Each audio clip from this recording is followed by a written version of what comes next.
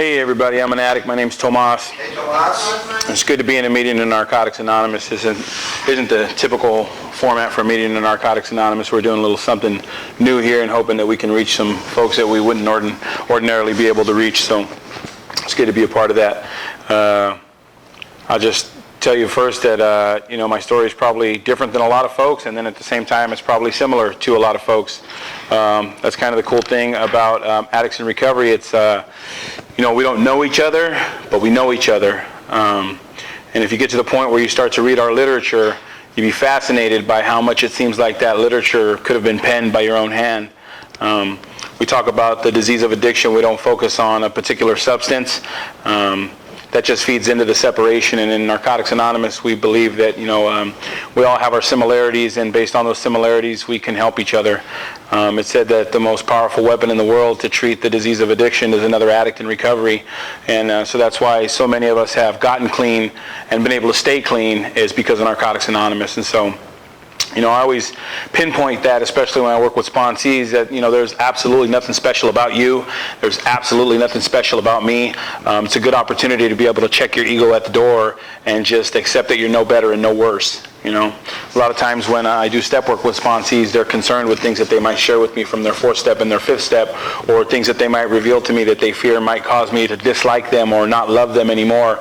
And one of the most powerful things I can do when I do step work with another man is to immediately embrace him after we're done reviewing that step work and tell him, hey, you know what?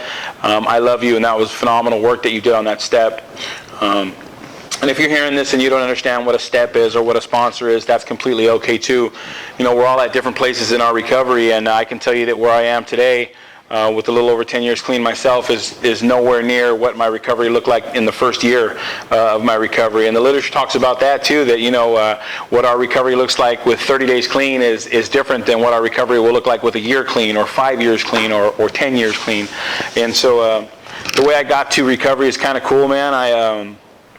I bounced around from institution to institution. I was one of those guys that got caught up in the legal system, the penal system, at a very young age. When I was 21, I was framed and went to prison for something that I didn't do, and I got to spend 5 years in prison for something that I didn't do. But it was kind of a direct result of my using, because I was a junkie and I was a gang member and I was a minority, and I didn't have money for legal defense and stuff. So I was kind of the prime candidate to be able to take a fall for somebody, and for a case to get solved, And so that was way back in 1997, man. And I went off and I did 5 years of somebody else's time, and I came home, and you would think that, a scarring experience like that would have immediately, put the fear of God into me, and I would have never touched narcotics ever again. And I would have been the most, role model parolee that ever came out of California system. And that's not my story, man. The story for me is that, the next time I had an opportunity to use after I was released, is I used, and I went off and I committed some crimes that earned me some more time on my own, And so from the time I was 21 to the time I was 31, I spent about 10 years in California prisons, all over the state. And I was one of those, non-role model inmates too. I was, always in trouble. I wasn't satisfied until I was in the absolute most dungeon conditions that they had to offer a prisoner in California. And I did all that stuff, man, because deep down inside I was scared. Deep down inside I was scared, and I felt like I needed to act really tough in order to keep me safe. I come from a family where I'm the only product of my mother and father. I had 3 half-brothers and sisters on this side and 3 half-brothers and sisters on this side. And I remember I used to ask the other kids at school who had siblings from the same parents, I used to say, what does that feel like, man, to have a whole brother and a sister, Because from an early age I had been told that these were my half-brothers and half-sisters, and so I wanted to know what it was like to have somebody who was a product of your mother and your father that was your kin. And I never knew what that was like. And the other kids thought I was weird when I would ask that, but I was okay with that. I always felt different. I was like this little fat, brown, Puerto Rican Irish kid. I wasn't quite white enough to hang out with the white kids, and I wasn't quite Mexican enough to hang out with the Mexican kids. I was just kind of floating somewhere in between. And so I felt differences is what I'm getting at from an early age, and those differences carried me into my addiction until I started getting loaded, and I liked the way it felt. You know, I never appreciate when I hear a speaker get up here and tell you guys that it was all awful all the time, because that wasn't my experience. My experience was that I enjoyed it in the beginning, and that's why I continue to do it. That's just my rigorous honesty. You know, I'm not advocating that anybody do that, but I'm saying that's my truth. And then at some point it became like some horrible job. You know, it didn't have any benefits. There was no 401k. There were no, paid sick days or, bereavement time or anything like that. It was just some horrible full-time job that caused me to begin, stealing from my mother. It caused me to begin, bringing illicit criminal activity to her house. It began, I started to steal from the community. Once my family and my friends didn't want anything to do with me, I started victimizing, strangers and doing stuff like that. And so that's my story, man. I would do, like the literature says, I would do anything I needed to get that next one. Nothing else mattered. And today, 10 years clean in Narcotics Anonymous, it's a long time removed from that criminal life, and it's crazy. I have a wonderful job today, beautiful wife, 2 great kids, and I have like an ordinary job, that I go to, and they appreciate me and they treat me like, a normal, regular guy. And I can truly say that I would never have gotten to experience that without Narcotics Anonymous, because Narcotics Anonymous is like how I treat this disease, man. Like without Narcotics Anonymous, I really don't know how to act. And it doesn't make me perfect. It just improves the quality of my life. And so, it's real simple math for me. It's like without Narcotics Anonymous, I'm a wreck. I'm horrible. I'm in trouble with the law. I'm not doing well. And with Narcotics Anonymous, I'm an okay guy, and I have the opportunity to help others. And so there's been times in my recovery when, I had a sponsee or two, and there's been times in my recovery where I had, double-digit sponsees, and we're doing lots of work, and we're staying real busy. And, my higher power kind of delivers to me what I don't even know I need sometimes. It's a beautiful thing. I remember when, I had 18 months clean, and my mother had this massive heart attack and died. I was this kid with 18 months clean, and it was really a trip how the Fellowship of Narcotics Anonymous kind of rallied around me. Within minutes of me telling you guys that she was ill, there was addicts on my street and holding my hand and praying with me and stuff. And within minutes of her passing, more of you guys showed up, and it really blew me away, because I had never experienced love like that before. The love of our fellowship is very powerful. And some people believe that addicts are preyed in, and others believe that addicts find Narcotics Anonymous because that's just their path. I'm kind of a mixture of both. I believe that can happen a lot of different ways, and I know what it's like to suffer loss. I talked about my mom dying when I had 18 months clean. 2017 was a rough year for me. I lost a couple sponsees. One decided that the noise in his head was too much, and made a decision to hang himself up from a tree. And he had a very small daughter and a mother and a sister and a girlfriend who loved him. And the disease is powerful, it's baffling, and it's cunning, and it will tell you things that aren't true. And so things like that are my evidence that I need Narcotics Anonymous to keep the disease at bay.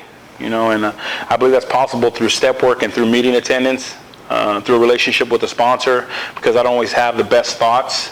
These are things that I can share with my sponsor, and he can tell me, dude, that's crazy. You're stupid right now, Tomas. What are you thinking? And sponsorship has been huge for me as well. I remember when I first got clean, I didn't know what I wanted as a sponsor. I thought it was like material stuff that I wanted to get out of a sponsor, and oh, you have a motorcycle? I want to have a motorcycle one day. Maybe you should sponsor me type stuff, What I found that, the sponsor that I settled on that I've had for the last decade plus, he doesn't have a motorcycle.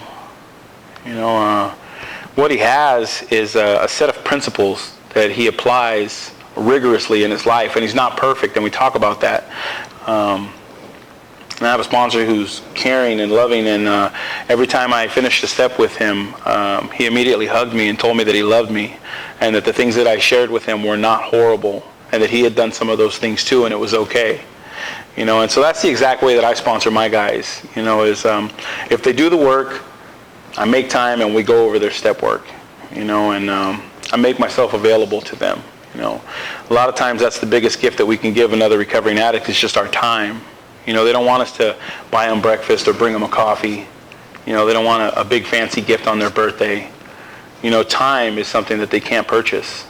You know, and so that's huge. You know, I lost another sponsee in 2017 who died of natural causes. You know, and that was rough too for his family to find him in that condition. And, you know, life expired. You know, and that happens around here too. And what I tell people a lot of times, I think that they don't appreciate it, but it's just my rigorous honesty, is that I believe that some of us are going to have to die in order for others to live. You know, just like a lot of other things in life, if we don't see a consequence, we can't appreciate how imperative it is to do the next right thing. You know, and how important it is to not just throw in the towel. Because lives are literally on the line, man. You know, and I've been telling my guys a lot lately too that, you know, even though it's a selfish program and I got to do this for me to live, there's also things that I do today that are going to impact somebody who hasn't even walked in the door yet, man. You know, 6 months from now, a year from now, somebody might walk in the door that might need one of us in this room to be clean still. You know, divinely prepared for that person, that one recovering addict who can get through. You know, I have a sponsee today celebrating 7 years clean, man. I'm so proud of that guy. You know, and he's not here yet. He'll be here tomorrow, but it's like the most rewarding thing other than being a husband and a father in my life is my sponsees are almost like extensions of my kids, man. They're like, you know, kind of like second level kids. I love them, man, and it's so awesome that a guy like me who used to steal $100 bills out of his mom's pocket when she went to go take a shower, you know, can be the guy that somebody wants to model their recovery after or ask for input on their recovery. You know, it's so crazy. I still have my fair share of character defects. You know, I still have my shortcomings, and I definitely don't do everything perfect. You know, for example, there was this one time I was on my way to go, you know, physically harm somebody, you know, and I was clean, you know, but they had just kind of awoken the monster, and I said, you know what, I'm going to go kick this guy's butt, you know, and I was on my way, and I'm on my way there, and my sponsor calls me, you know, my phone rings, and I'm like a little kid with his hand in the cookie jar, man. I'm like, dang. You know, I didn't want to answer, you know, but I answered, and I said, hello? And I didn't know that he already knew what I was up to, you know, and so he says, what are you doing? Oh, I'm going, you know, over here. Well, what are you going over there for? So he started messing with me, you know, and I share that just to show that at the time I was still in trouble, you know, with the law. I was still on parole, and if I would have done what I wanted to go do, you know, I might not be a free man today. You know, I don't know what my path would have been like. You know, but he was able to put it in that kind and loving way and give me a suggestion that maybe there was just another way that I could deal with this situation that didn't involve getting myself into harm's way. You know, little stuff like that I appreciate that's happened in my life. So yeah, there's been some stuff that happened. You know, my mom passed away. I've lost some sponsees, but there's also been some beautiful stuff that's happened. You know, my wife and I, we have a little 5-year-old girl. And she's the sassiest thing you ever met in your life, and you know, she's beautiful and she's smart, and we're trying to build her confidence right now because she's a little, you know, she lacks confidence a little bit sometimes, you know, and it's hard to do that when half of her personality is kind of shy and withdrawn and the other half is just over the top sassy and bold. You know, we're trying to get her to find that median, you know, and she struggles now that she has a baby brother. You know, she has a baby brother who's 2, and this kid's just like Bam Bam, you know, the little Bam Bam cartoon character, you know. He walks around and everything's just like Bam Bam, you know, and he's rough with his sister, and she's sensitive even though she's 3 years older, and so she starts crying and stuff, and there we are trying to figure out the dynamics in our family, you know. And I share that just to show that that's kind of what it's like for newcomers when they come into Narcotics Anonymous too. They're like, what is this cult that I've just walked into? And it's not a cult, you know, it's just it's an esoteric society is what we have here. And when I say esoteric has, you know, a definition of kind of like something that's unique to a society that's not privy to all. So we might come into meetings in Narcotics Anonymous and be able to share some information or use some terminology that ordinary people wouldn't understand. You know, if I went into work, you know, Monday morning, and I talked about, you know, how I came up to NCCNA 40 and I had a great time and I got emotional and I cried, they would look at me like I was nuts. You know, but if I shared that at my home group, they would totally understand, you know, what I was referencing.